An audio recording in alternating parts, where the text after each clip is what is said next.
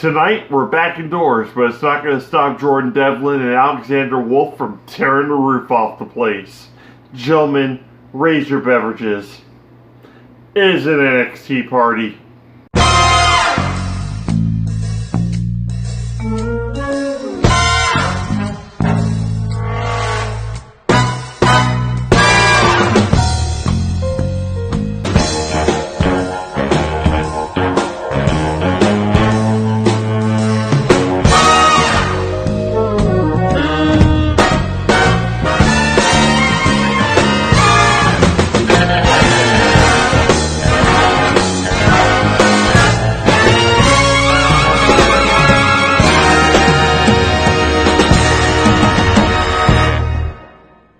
Support, no DQ. Welcome everybody to the NXT party for episode number 54 of NXT UK. I'm your host, the Rated R reviewer, Stephen Osborne, joined as always by the General Jerry Slaughter. Good morning, wrestling fans. And today we have two special guests. Dos. We've got the holiday Chris Mace. How you doing, Chris? Doing good. And we have the good brother, Chris Willis. What it is, Chris? What it do, Jerry? How you doing? Well, I'm doing fine and or dandy. Fine and or dandy. Little George Carlin in there. You know I appreciate some George Carlin. Oh, yes I do. I have a George Carlin action figure. No shit. It is not George Carlin. It is actually for the Bill and Ted movie. So it's Rufus. Yeah, so I've got a Rufus action figure. It was the only way I could get a George Carlin action figure still in the box. But I've got a Bernie Sanders action figure, that is actually a Bernie bit. So I'm weird. As we alluded to, we are back indoors this week. We're in Plymouth, England, instead of out at that download festival. It seemed like it took forever. Thank God. I was so tired of the Download Festival. Because you don't normally see these shows outside. No. So for 6 weeks straight, you're reminded that this event, all of these shows, the thing that you've been watching for the last month and a half, all happened all at the same time. The initial episode was great. We're like, wow, such a novel idea. Like, the acoustics are great. The camera work's awesome. But then after about the third or fourth episode, we're like, please stop. And not only did all of this happen all at once, but it happened forever ago. Yeah. It's like when you held out for 2 months plus on telling me about Alexander Wolf coming to NXT UK. Oh, that was rough. By the end of that, I was like, wow, this show was recorded a long time ago. Yep. Whereas, main product kind of stuff is recorded weekly or shown live weekly. And I'm sure NXT is probably maybe month by month. Yeah. But for it to be 6 weeks, wow. It's crazy. That was a long time. A long time to go without a few people. We didn't have Rhea Ripley there, did we? Yeah, we did. Oh, we did. We had her versus Piper Niven. No, who didn't we have? Jordan Devlin. We didn't have Devlin, but we get weeks. Devlin this evening. So they make up for it. But we start off the night with Johnny Saint and Sid Scala in the middle of the ring. And you would think that they're there for a big announcement. Yeah. They make it seem like Scala basically introduces Johnny Saint. And he hands him the mic, and it looks like he's telling him in his lines. But it's all for him just to announce that they're coming to Cardiff to take over. And I'm like, we all knew that already, old man. I didn't even think he was going to get this far. I'm like, okay, he's being handed the microphone. He's not going to speak. Somebody's going to interrupt. But we were kind of right. Basically. Because shortly after that, we hear the all-familiar tones of Marcel Bartel telling them people to shut up. We're coming out. Yeah, we didn't get the music, but that's okay. They saved that for later. Yeah. Spoiler alert. So, this is all for basically Walter to request a title shot or a title defense at Cardiff, but he wants to know who's left. Yep. And my favorite part of this was Marcel Bartel, or no, it was Alexander Wolf. Yeah. Physically taking the microphone out of Sid Scala's hand. Sid Scala's like, Scala you know didn't who wanna I give it up. was like 53 episodes ago? I was a wrestler. I will jump to you. I will jump so fucking hard. Now remember this. Alexander Wolf was the one who showed him some disrespect. Yeah. But yeah, Walter asked, who's left? And suddenly we hear Tyler Bates' music. Now, I'm not sure if it was his music or Mustache Mountain's music. No, that was definitely Tyler Bates' music, but I think Mustache Mountain uses it. They alternate between the rock thing that they do on occasion and the almost like smooth jazz that they come out to on occasion. And Imperium flee the ring other than Walter, and they go up the ramp basically waiting on Tyler Bate to come down. And as I saw coming, I mean, yeah, it was predictable, I guess. Tyler Bate, I guess, came through the crowd and got Walter from behind, and then ended up taking out all of Imperium as they're trying to get into the ring. Like, just some sick kicks. Yeah, but let's talk about this real quick. Guys, I'm going to start with Chris Willis. How the hell do you think he kept those flip-flops on the entire time with all the kicks he was throwing? Man, I was like, he whooping ass wearing those sandals. I'm like, he never came off not once. The enziguri, super kicks to the gut. I'm like, man, I really enjoyed that opening segment. I really did. It was great to see Johnny Sane again. Yeah. It really was. It was really great to see Johnny Sane. I'm not a fan of the flip-flops, but at least Matt Riddle has the decency, as you said, to kick the flip-flops off when he gets in the ring. Yeah. In this case, no matter how many kicks Tyler Bate threw, I think he might have glued the flip-flops, like use that tape. There was no flip, there was no flop, they were just there. He had them on the whole time. Yep. This is setting up Tyler Bate versus Walter at NXT UK Takeover Cardiff. Yep. And Scala basically makes that match right there, and it makes me think Scala's the one really running the show. Oh, absolutely. I've said that before. Like, Sid Scala is already more or less in charge. Johnny Saint's just kind of the face of the company, whereas like Sid Scala is the mouthpiece. He is the Metatron to Johnny Saint's god. Now, Chris Mace, did you see this coming, and do you see Tyler Bate as a credible opponent for Walter? Tyler, I saw this had to be coming because who was left to challenge Walter at this point right a second? Tyler Bate was the best fit for it right now, so I saw it coming.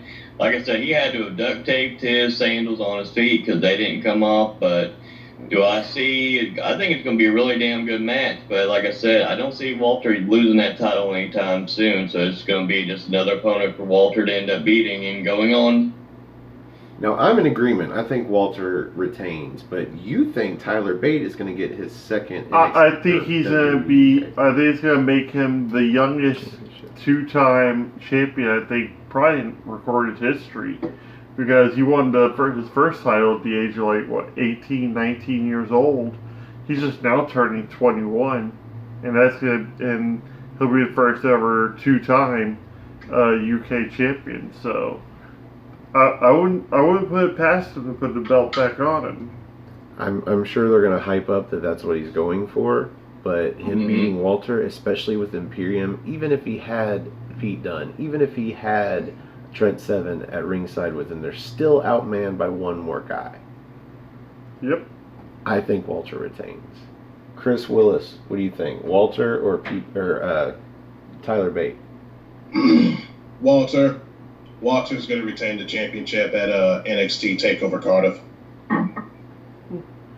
Now these are early predictions. We still have like a month to go. Yep. So we'll see if that changes by the time we have to do a prediction. For all we know, Tyler Bate can get injured and replaced by, I don't know, Travis Banks or some shit. No, I don't. Now our first match of the night is a tag team affair. We've got Mark Coffey and Wolfgang. They come out with Joe Coffey to Gallus's awesome music. Oh yeah. Hey, yeah. Yeah. Yeah, man. It's groovy. Like the original NWO music, man. It's just groovy. And they are facing, and I was trying to guess who they're facing, because Mastiff gets in the ring, and he's like being held back by Mark Coffey. You mean Wolfgang? Wolfgang gets in the ring. And he looks like he's angry at whoever's about to come out. And I'm like, oh, he's did we miss something? Wolfgang's just ready to fight. Like, I feel like if it was going to be the Hunt, that would make sense. Yeah. They want a little more of the Hunt. Yeah, they're why is he so angry? And it ends up being, we've seen these guys before.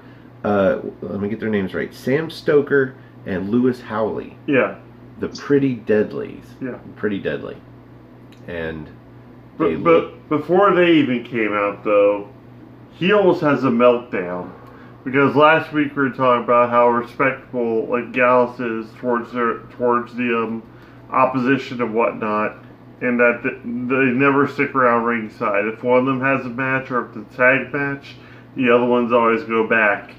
And the announcer said, like, accompanied by Joe Coffey, he's like, wait a second, he's not going down to the ring with them, is he? Mm-hmm. And for a second, sure enough, like he's gonna. They shake their hand. He shakes their hands, wishes them well, so they're about to ring, heads to the back. Yeah, I don't think the announcer knew what the fuck he was talking about. Joe Coffey would not.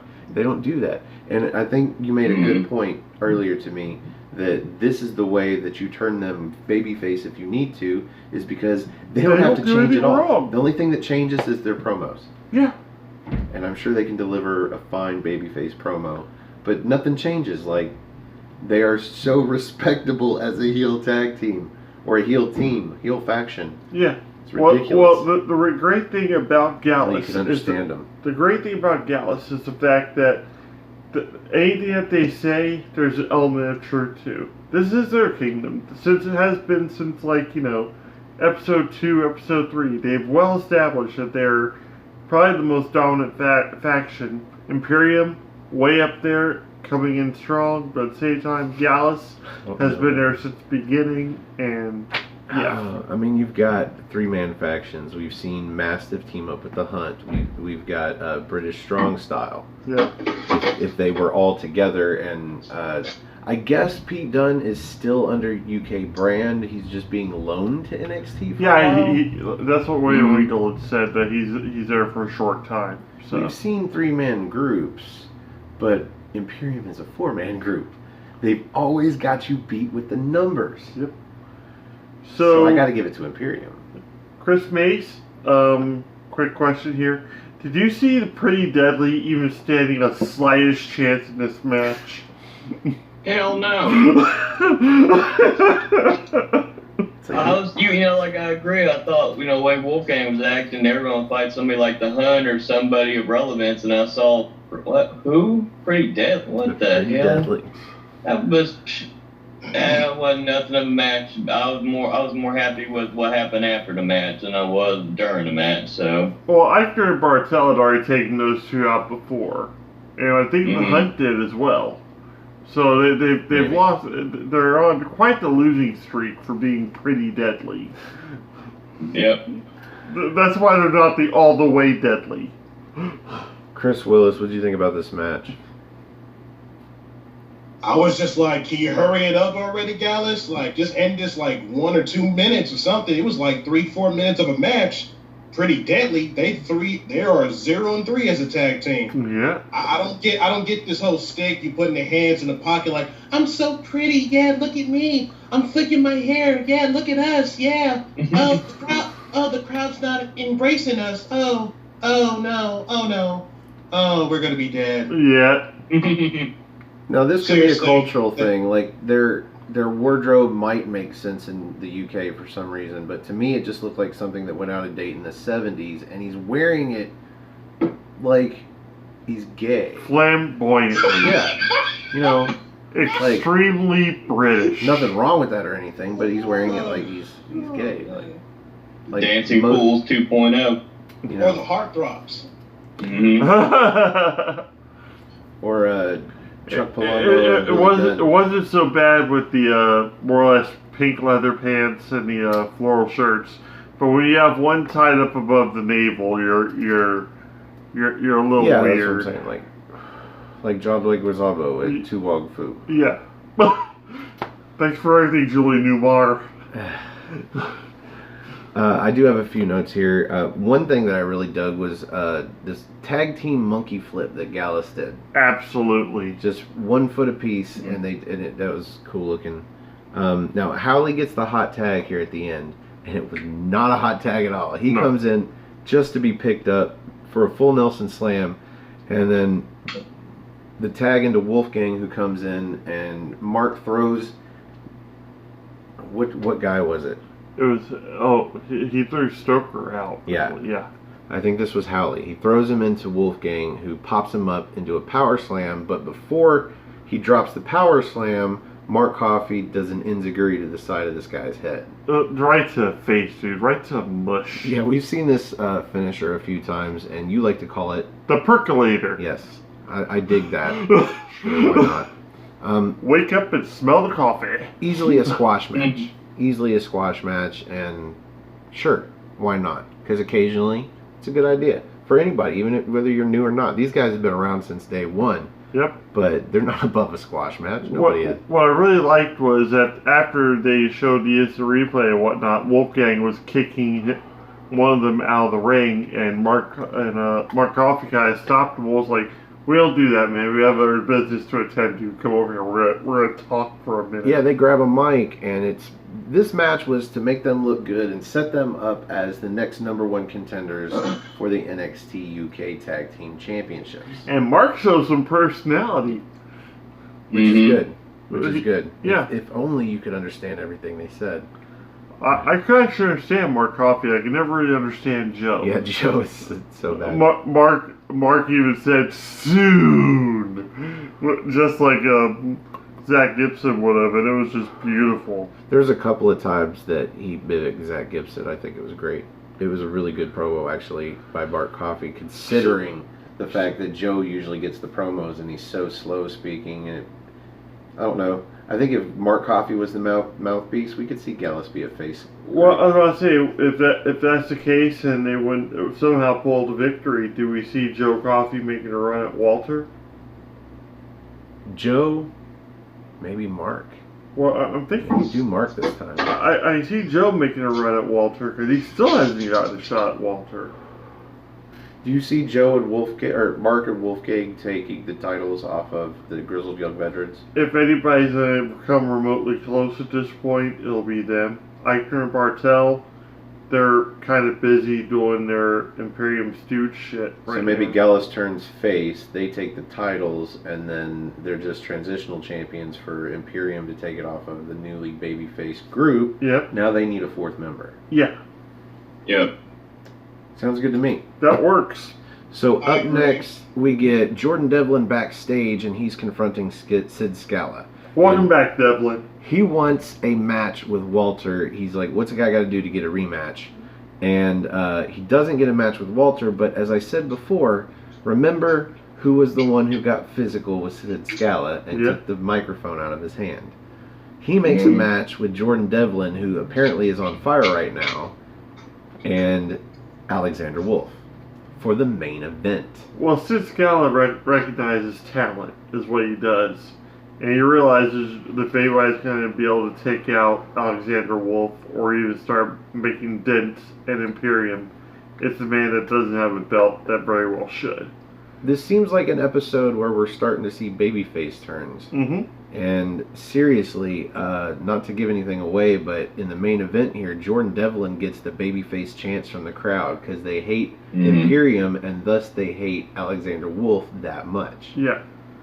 So I can see Jordan Devlin as a babyface, at least briefly, and then, you know, makes a dastardly turn against somebody that he befriends, or that befriends him. I wouldn't mind seeing Devlin and Bate versus Eichner and Bartel before Cardiff. So after this, we get an interview with Dave Mastiff, who I accidentally mentioned earlier. Yep. And he's talking about Joe Coffey, because the interviewer's asking him, you know, like, obviously he's, like, interested in you. He says something like that, like he's shown some interest in. And Mastiff is just, yeah, sure. I work here, man. Let's have a match. Mm-hmm. Basically. It was kind of bland, like it. Well, I'm glad the guy got rid of all the daddy issues that they were talking about when he was first coming back. They just completely abandoned that. And, Yeah, that was good. Yeah. So next week we are going to get Mastiff versus Joe Coffey in the main event. Should be a good match. It's going to be a heavy hitting one. Let's see. Let's go with Chris Mace. Who you got? Mastiff or Joe Coffey? Coffee. Is that because of Gallus or just because, like, Mastiff to lose? Really? Yeah, I think it's, like I said, Master's been doing good, but I can see Coffee pulling up an upset. If you're going to build up the storyline maybe down the road for Coffee to get a shot at Walter, he's got to have a big win. What bigger win can you get than against Mastiff right now? You just got to remember that Mastiff is undefeated in singles. I was about to say, you just used the word upset, and I don't think Joe Coffey beating Mastiff would really be considered an upset. I certainly do, because, again, Mastiff is undefeated in singles wrestling. But yeah, look at Mastiff's opposition. They're usually like about, half of Joe Coffey's size. Unless it's Eddie Dennis, who... He beat twice. Yeah, and he's like super tall, but really got no weight to him whatsoever. Joe Coffey's more of his build. He's more stocky and more power-based. I feel like we've seen Joe Coffey versus Mastiff already. Or maybe it was Mark or Wolfgang. Yeah, we've seen Wolfgang, we've seen Mark Coffey, but we haven't seen Joe yet. You sure they didn't have a feud already? Anyway. They've been feuding for forever. The second meeting. They wrestled each other during that tournament last year. Okay. Coffey versus Mastiff. Okay, thank you. Well, I was about to say it was during the tourney, but nothing on it. Or actually, yeah, it was a tournament, so yeah. Yeah. Well, that was that fatal four-way. So this is like their first time actually in singles competition against each other. Yes, this will be their second. They had it in the tournament last year, 1-on-1 during the second round. Okay. It was the final 8. So yeah, during the. So technically, I didn't see that match. Yeah. So to me, it doesn't count. But yeah, they did face each other in the fatal four-way. Yes. So correct and correct. So after this, we get our second match of the night. We've got Dani Luna, who I don't believe we've seen yet. She comes out obviously as a jobber. Yeah. And I'm like, who is she going to lose to tonight? And oh, blessed be us. Yes. Yep. Rhea Ripley. And we had to watch, I had to watch her entrance twice. Because it gave me goosebumps the first time. When Every she comes time. out and does that pose that ends with the stomp that goes into the music hit. And the second time I backed it up, I turned the lights out. I was like, yeah, let's enjoy this. I'm glad you just turned out the lights just to enjoy it. I did the same thing with Io Shirai's new entrance. Yeah, but that's also for a fact you thought you were going to be having some sort of like epileptic seizure. Yeah, with all the strobes. I think it would have been better to have the lights on for that. Yeah. In this case, it was definitely a squash match. I think Dani Luna got a little bit of offense, but nothing that ever really panned out. Just pretty much a couple Nat-type punches just to piss Rhea Ripley off. Rhea starts the match with just this big boot out of the gate. And pretty much dominates for the whole match. Basically toying with Dani Luna for a few minutes. And then Riptide for the pinfall. Boom. So, Chris Willis, they kept on alluding to the fact that Rhea Ripley still has Piper Niven on the brain at this point.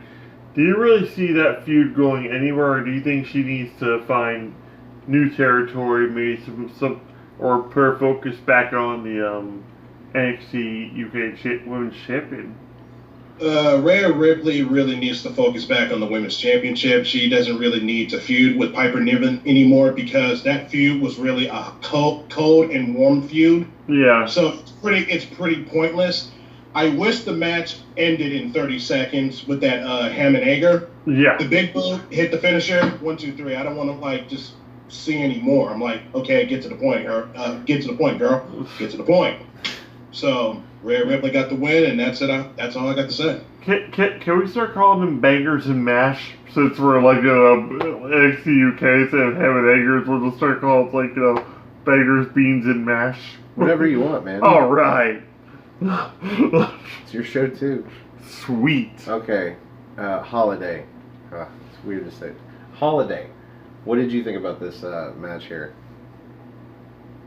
Well, I love Rhea Ripley, so like I said, it was an easy squash match, easy victory. Now I'm curious to see what they're going to do with her next because she's not in the title picture right now, so we don't want to go back to Nevin. That feud was horrible. Nevin never impressed me at all so far, so I don't know what they're going to do with Ripley at this point, right at this moment. This guy over here doesn't even want her in NXT, like in America. He says if she's going to get called over here, she's be put on the main roster. Yep. Raw or SmackDown. Which, you know, like, that's cool with me too, but if we get a chance of seeing her versus Shayna Baszler at some point, I'll be a happy camper. I'd rather see it on Raw or on a pay-per-view. Yeah. Now, I guess the benefits if she went to NXT, like, we'd know where to find her, but we wouldn't be able to get tickets to the show because you know somebody that lives down there, and those shows are booked solid for the next years. Like, it's ridiculous. You'd have to find somebody that had full tickets. sales forever booked up. So, I don't know about that, but if they came to Louisville with Raw, I'd be able to go see her. Yep, and propose. Yeah, just right there. I'd bring the ring, sure. Why not? Run into her out in the, like, waiting in line for a bathroom or a beer or something. And, it's like I know you're waiting by the nacho cart. Hey, 205 guys. Oh. Hey. That's the thing about an NXT takeover, though, like, or a NXT show, like, you don't go take a bathroom break. Like, you pee before the show and you hold it. Because you don't want to leave because every match is worth seeing. Yeah. Like at Money in the Bank last year, I went and had a cigarette during Roman Reigns versus Jinder Mahal. Easy match Good for decision. me to miss. Easy match for me to miss. Yep. And it required the whole match. Came back, sat down, watched the rest of the show. Okay, we've got a minute here, so I want to discuss this a little bit. We have, like, after this takeover and after Cardiff, I believe the next NXT is War Games. Would it be too far-fetched to believe at this point, especially if, like, you know, Undisputed Era are still together and Imperium are still functioning, that we get those two teams in the War Games match? We have NXT versus NXT UK. Dude, I called that 2 months ago. Like, I know, but I'm saying, like, you know how I feel about it. but like, it's becoming more and more of a reality at this point. Nerdgasm! The good brother has a nerdgasm. Chris Mace, how do you feel about that? I fucking want to see it. I mean, seriously. Like, it's hard to argue against Imperium in that situation just because of the size alone. Yeah. But as far as experience goes, Undisputed Era has been in all three, well, at that point would be all three War Games. Yeah. Oh, man, that would be awesome. That'd be Fucking a phenomenal main event. It'd be ridiculous. Anyway, yeah, merge fucking NXT and NXT Cardiff, or NXT UK just for one night. Yep. For NXT War Games. For War Games, and then War Games would make sense as a pay-per-view name as well, because although the rest of the matches could be like, you could finally have the fucking European Championship, and you could have that guy versus the North American Champion. Yep. Just so much you could do. Yep. But there's not a lot of time between now and then. That would be awesome. November. Speaking of time, let's move on. Up next, we get a video package, and this is about Toni Storm and Kaylee Ray, and this is building up their history. Toni Storm coming into the business, and she had no friends, and Kaylee Ray took her under her wing. Under the wing. Which would be so much better in a promo if we didn't just see Noam Dar use this with Kenny Williams. Yeah.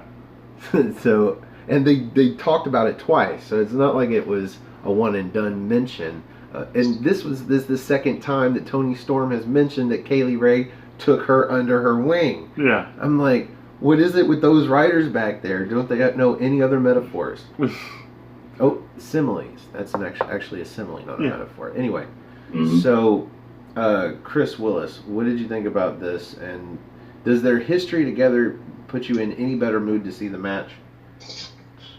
Yes, I really want to see this match at TakeOver Cardiff. I really enjoyed the video package between Toni Storm, shiny, motherfucker, shiny, versus Kaylee Ray. I really enjoyed the video package between those two. They have great history, you know. They toured together in Europe, Japan, and I just can't wait for Kaylee Ray to take the championship away from Toni Storm. Mace, any thoughts on your favorite female wrestler of all time? Trish Stratus. No, it's Chris Mace's favorite wrestler is Toni Storm. He's established it over the past couple weeks. No. Yeah, she can take that shiny and shove it up her ass. So I'm here about. I'm tired of hearing that shit. No, but like I said, the promo was it was interesting. It was a different kind of feel to it. So that's probably one of her better promos. Thank God she didn't say her damn shiny phrase. I'm so happy. That gets a point just for that. Just that alone. I'm like, thank God didn't say that stupid ass phrase. Stephanie and I were talking about this, and it's like when she came over here to NXT UK, I thought, hey, my friend's here. And now she's changed. I'm like, yeah, she's going after her belt. She wants to be the top woman in the company. It's like, did you not see this coming in any way, shape, or form? You think people were just going to show up, be buddy with you, and not try to take the championship gold off your waist? You're so fucking blonde. This is formulaic for a pair of, let's say, actors. Yeah. That happen to actually be friends prior to coming into the same company. Yeah. And they had tons of pictures, and I think they had a few videos of them from before. Yeah. And you could tell Toni Storm was way young. Yeah. Not that she isn't already pretty young. She's, 21 herself? 22? Mm-hmm. Yeah. So you're talking, she was probably 16 or 17 in those pictures with Kaylee Ray. And of course, but these aren't the only two, and it's formulaic. You lay out all of this history, and then it makes you care, but like you said, she's going for the title. Friendships don't matter, even if she was a babyface, even if she wasn't a heel, obviously, and coming out and sneak attack and whoever it was that Toni Storm beat. And you notice that Kaylee Ray hasn't snuck attacked or anything like that. Even then, she could have. She's had many opportunities to do so. It was Candy Floss, wasn't it? Yeah. She attacked her on the stage. Mm-hmm. Mm-hmm. So, I don't think this gets me hyped for the match. No. My only hype for the match is hoping that Kaylee Ray, who herself hasn't really inspired me a lot. Like, she's okay in the ring, but she hasn't shown me anything that's like... She's more attitude cool. And more just cool to her than. No, I don't think she's cool at all. Rhea Ripley is cool. Rhea Ripley's super awesome. So far, what I've seen of Kaylee Ray in the ring is just average to me. So she really needs to change her theme song because I'm not feeling it too much for Kaylee Ray. Mm-hmm. No, I think sometimes it depends on your opponent. Like we were talking about Rhea Ripley and Piper Niven, and I think Rhea Ripley needs to move on from Piper Niven just because she doesn't get a good match out of Piper Niven. Yeah. They can each have good matches, but not together. No. Maybe it's the size of both of them. But in this case, I think that Toni Storm can drop the title to Kaylee Ray, and Kaylee Ray can move on. And now we have a heel champion that feuds with baby faces. Yeah. That's the only thing that I'm hyped about this match for, is the possibility that Toni Storm loses the title and we can no longer refer to it as shiny. Yes. Please. No more shiny, motherfuckers. Nope. So up next we've got an Eddie Dennis in-hospital video promo. I really enjoyed this because I actually missed Eddie Dennis from television. Did you know? Granted, I lost all faith in him as a wrestler, and the whole push that they gave him at the initial start and everything just kind of got pushed to the wayside for his feud with Mastiff. Like, you thought he would have started feuding with the people he mentioned in his video, but that never came to fruition. So everybody stopped caring, and then all of a sudden he's out, and now he's getting surgery on his pectoral muscle. Yeah, so they show him going to the hospital, signing his signature for the surgery. Like, all of the pre-surgery and then him getting ready for surgery, and then they show him after the surgery when he seems obviously drugged up. Yeah. He's pretty high, and he I guess he probably wasn't, but this was meant to seem like he was. No. What happened was he initially was saying he was like, when he was going into the hospital and everything, he was talking about like how he was to blame and performers were to blame and whatnot for what had happened to him. But then, like, you know, he's got on the morphine drip, and the truth starts coming out of him what he really thinks. So it's like, you know what? It's not our fault. It's the wrestling fans. They expect too much. They boo you when you didn't do anything wrong. They boo you when you didn't do anything wrong. They think they know everything. They think we know what we go through here. No, they don't. And like you hear the music actually change from that hopeful music to almost like just like very monotone, almost like dum dum, because he's just slipping out of it. It was nuts.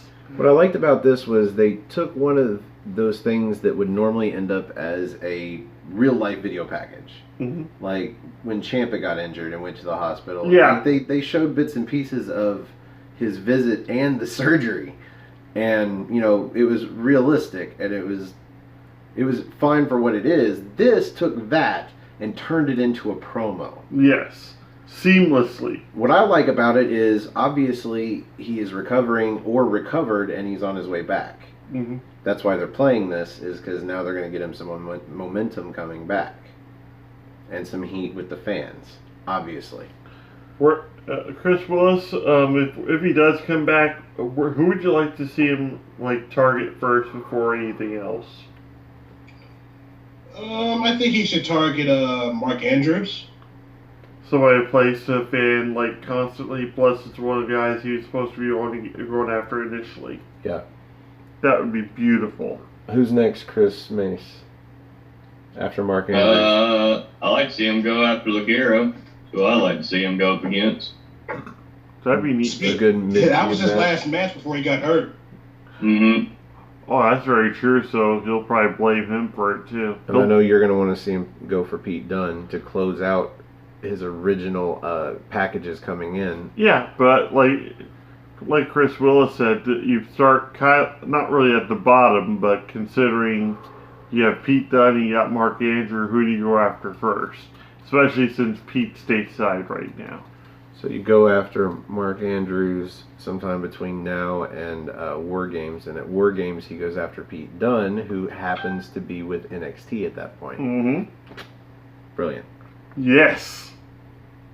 So up next is a announcement for a tag team match next week. We've got Piper Niven and Zaya Brookside versus Ginny and Jazzy Gabbard. Gabbard. Yeah. Gabby. Yeah.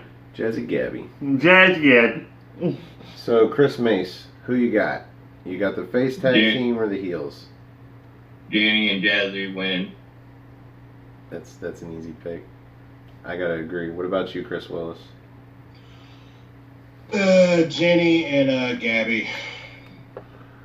I want to actually give the advantage this time to Niven and Brookside. You're going to give the advantage, or you're going to predict they win? I'm going to predict they win. Okay. I think, just to clarify. I think Niven will somehow get Jenny cornered, and then Brookside will somehow pull off some sort of like quick roll up or something, surprise the hell out of them. You could be right. But they need that feel good moment for Brookside, because at this point all she's doing is sinking. Yeah, but this won't be the main event. No, because we have Joe Coffey versus Mastiff. However, the main event of this show is next. Mm-hmm. We've got Jordan Devlin versus Alexander Wolf, and this was a hell of a match. There's really no avoiding it. The match is going to be awesome from the get-go. Like, Alexander Wolf has this new established, just badassery to him. Since he came over, got completely repackaged. And Jordan Devlin hasn't gotten to wrestle in a month and a half. Yeah. Mm-hmm. So, who goes first for the main event? Let's go with Willis. Chris Willis, what did you think about the main event match? Oh, I really enjoyed the main event between Alexander Wolf and Jordan Devlin. I know Jordan Devlin hasn't been in action for almost 2 months since the Fatal 4-Way for the #1 contendership. I really enjoyed the psychology of the match and the storytelling because Alexander Wolf was working on the ribs. Yep. That was the point of the match. And the selling was just perfect. These guys had an incredible match for like a good 13 minutes. It was really worth it, and I really enjoyed it. There was really no slowing in that match. It was perfectly paced out, I believe. The crowd was red hot for every single time. Wolf was just aggressive, very aggressive on the ribs. Yeah, he got Devlin up in almost like a power slam carry, but then dropped him with what most would use as a backbreaker, but he had him on his stomach. Gourd Buster, kind of a modified one. Yeah, and from that point, he just worked on the midsection the whole match to take out Devlin's base for a lot of his power moves. He struggled with that, what we call his greatest hits #1, the first time. He did end up nailing it, and I thought there was no way he was going to hit that standing moonsault, but he nailed it. Mm-hmm. But for most of the match, yeah, Alexander was focusing on the midsection and ended up paying off. Yep. And Devlin sold it like crazy for the whole fucking match. Like there was his ribs. There was one really scary bump though that they showed like 1 or 2 times. And there was a weird bump before it. Like Alexander Wolf kind of dodges him up over the ropes in the corner where he lands on the apron. Well, going to land on the apron, Devlin knocks his head into the bolt that holds the turnbuckle. Yeah. That was scary enough, but he kind of just waves it off. Yeah, he's like that bolt, whatever. And he jumps in the ring for that slingshot cutter that Wolf grabs and holds on while he's still draped on the ropes, turns it over into a vertical suplex, and then drops him ab first over the top rope.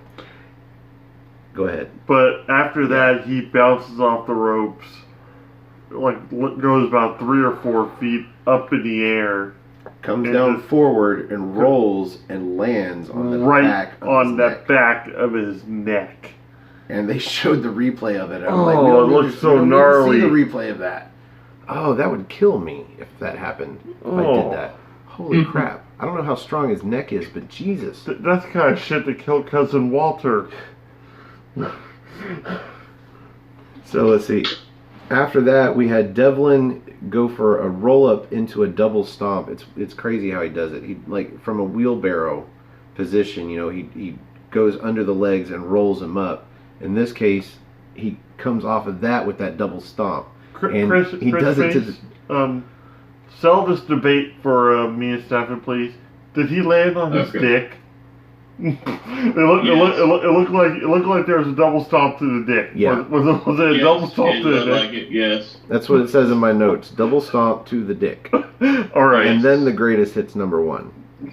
And then he actually does hit the slingshot stunner and gets a near fall. And then counters the first powerbomb attempt from Alexander Wolf into this wicked headbutt that just drops them both, like stacked on top of each other. Devlin gets up first, and he's holding on to Wolf's wrist. So you know he's going to go for that Devlin side.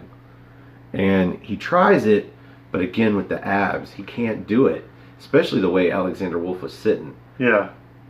And so Alexander Wolf gets back up and he counters that with a forearm to the face and then goes off the ropes, but coming back, Devlin catches him with a Spanish fly. Near fall. Beautiful Spanish fly, very fluid. And then after that we get Devlin going up top, and I don't know what he was going for, but he misses. But he lands on his feet. You wait for the moonsault. Okay, moonsault, lands on his feet, and then comes running at Alexander Wolf, who turns around and kicks his head off. Mm-hmm. And he staggers to his feet just to get caught with we call it the sit-out powerbomb #1. He is perfect at that powerbomb. Mm-hmm. He drops him and lands with his legs over the arms in the perfect pinfall position as the dude hits the mat. Yes. It's amazing. So yeah, sit out powerbomb #1 for the 1, 2, 3. And any final thoughts about this match, Chris Mace? I like the story. I definitely love the storytelling. I loved it. One of my favorite parts of storytelling was when Devlin's elbowing his Wolf's face, and you see Wolf just looks at him with a big old smile on his face, like, "Come on, bitch, give me more. Come on, let's go." Mm-hmm. That was just, like I said, this match was incredible. I love this match. Good brother. Any final thoughts on the main event? Oh, like I said, it was great. I really enjoyed it. Mm-hmm. Jerry, before we rate this bitch? I'm ready to rate, but we had to talk about what happened after the match before we. Yeah, we are going to rate the match, even though technically the final segment was a sort of interview. Like they were just like, "Hey, Tyler Bate." Hey, Tyler Bate, running out of the building. What's going on? I know you're trying to get the Sizzler or some shit, but let's talk to you. And he cuts a babyface promo that he's about to go for the championship. Like, it really was nothing. Pretty much, this should have happened before the match. Yeah, it should have. Because that was a great match. So, any words about it, either of you guys?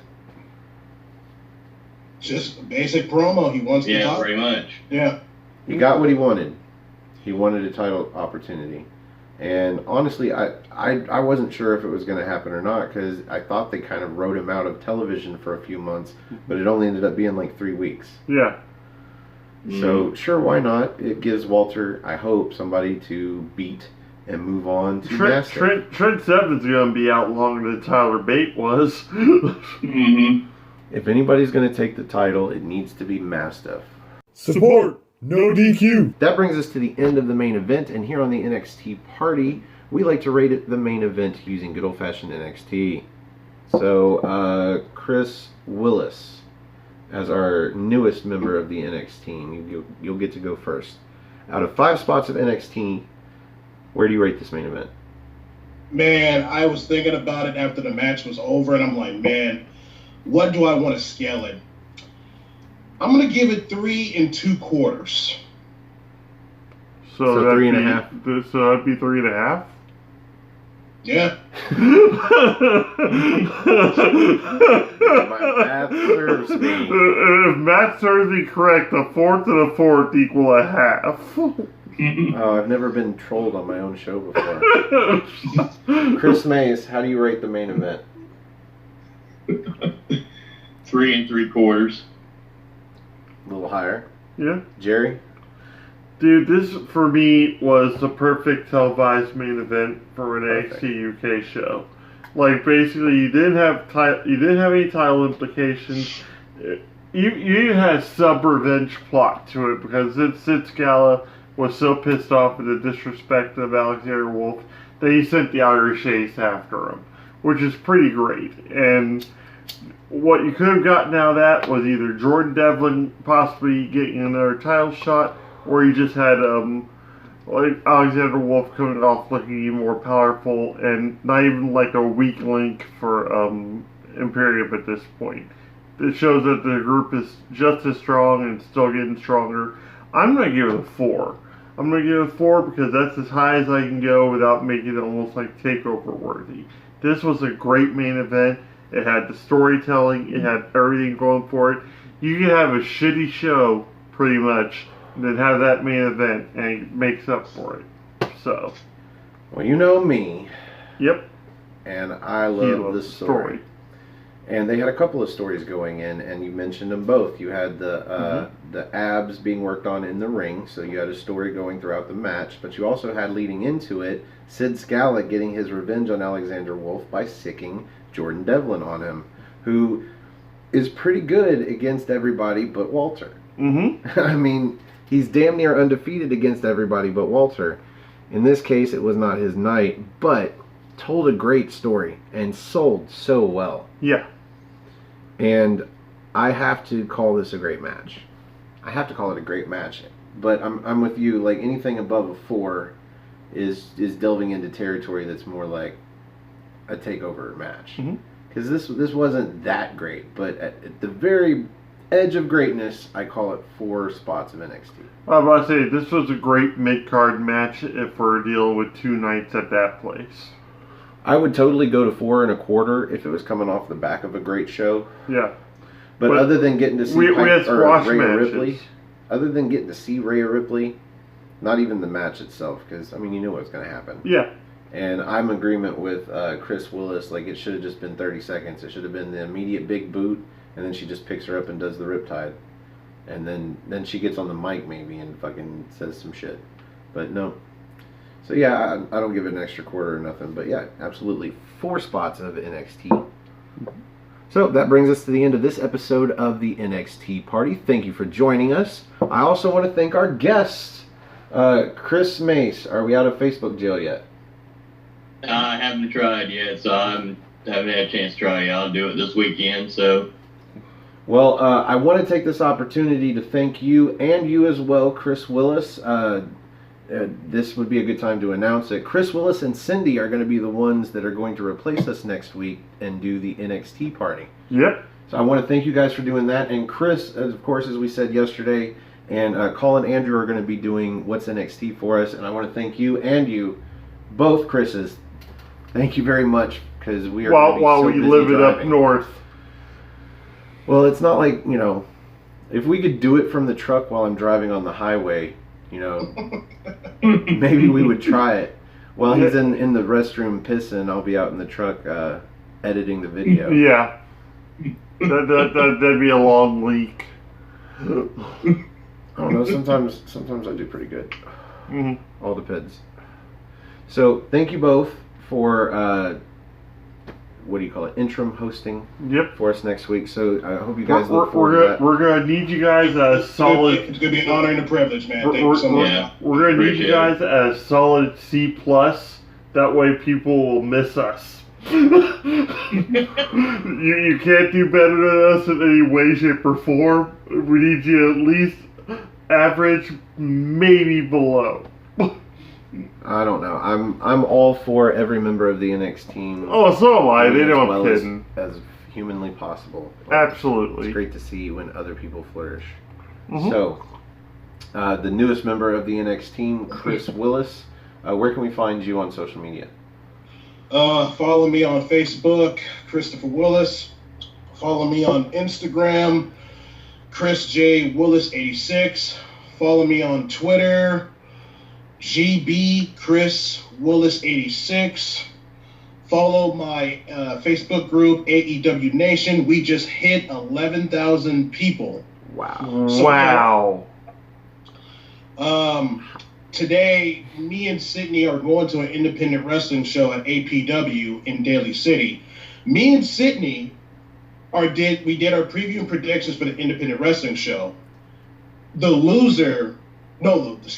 winner of that bet at the independent wrestling show has the right to pick the stipulation for the punishment for NXT TakeOver Canada and WWE SummerSlam. Oh. That will be announced on Monday on Facebook Live or on Instagram Live. Nice. So, yes. Cool. Well, thank you both for being on the show. And if you would like to be on a future episode of the NXT Party, come have a spot of NXT with us and help us review a future episode of NXT UK. You can find me on Twitter. Go to nodq.com/Stefan. That's STEFAN. Or if you just want to look me up on Twitter, it's at Stephen R. Osborne, OSBORNE. As always, the R stands for restricted. You can also find the gentleman on Twitter. At NoDQ General and my Facebook group Armbar, R capital ARMBAR, exclamation point. Yeah, I didn't have to sing it because I knew they would. That was pretty. You were a little off key. You did all right. Yeah, I started some shit. Join us there. We have memes, discussions, just general tomfoolery, all wrestling. But don't try to add us on Facebook as friends because we just won't do it. Yep. And if you have Instagram, you can add me at osborne.stefan. But mostly we want you to add our channel. Aftermatch Wrestling. All one word. AFTERMATCH. Aftermatch Wrestling. That is where these videos go first and in HD. We are on That's our high way. definition. Yeah, high def. We are on our way to 100 subscribers. We are at 92, but we've been stuck there for like 2 weeks. Yeah. But at 100, we are going to start doing What's NXT. That's our NXT review show live on NoDQ.com's channel. And whenever we hit 1,000, ever, Yeah. we are going to start doing all of our shows live, except maybe the rapport. The report. The Yeah, report. whatever. Wait. Nobody watches that anyway. No. Actually, we get pretty good views for the rapport compared to some of the review videos we do. Yeah. Sometimes it depends on who's on it. So that's where you can find our channel. And if you like our video, click the like button. That's underneath me. If you like all of our videos, do yourself a favor. Click the subscribe button. That's over there under Jerry. If you're watching this on NoDQ, click the bell icon. That'll let you know when we hit 100 subscribers and go live with What's NXT in the wee hours of a Thursday morning. So you can have breakfast and listen to us talk about NXT. Eggs over easy and NXT wrestling. If you have a few moments, you can ask us a question so that we can answer them at the end of the videos. Mhm. I think that's all the plugs. Is that all the plugs? I have one last plug. One last plug. Okay. Sometime later on today, me and Sydney are going to be doing the preview and predictions for NXT TakeOver, Toronto. Yeah. Awesome. And we're going to be up in Toronto if you want to come see us there. Yeah, go to nodq.com/Toronto, and that'll give you details about the meetup on the 11th. That's Sunday at 11 a.m. before SummerSlam. At the Verst Union Station. Yeah. It's going to be German sausage and beer. Craft beer. For me, I'm just going to be there to meet members of the NoDQ Galaxy. And the NXT team, if any of you guys are out there too. We'll sign to random stuff if you don't know who we are. Really don't expect anybody to want my signature, but I will take selfies with you if that's what you want. Yeah. I don't know. Anyway, if you are watching this on Aftermatch Wrestling, do us a favor, click that share button and share us with your friends on Twitter and Facebook and Instagram and even on your YouTube channel. If anybody likes NXT or NXT UK, maybe they'll like watching us too. Mm-hmm. So, for the good brother Chris Willis, for the holiday Chris Mace, for the General Jerry Slaughter, I am the Wizard of NoDQ Stephen Osborne. Thanks for having a spot of NXT with us, and we will see you NXT time. Have a good day, y'all. Cheerio.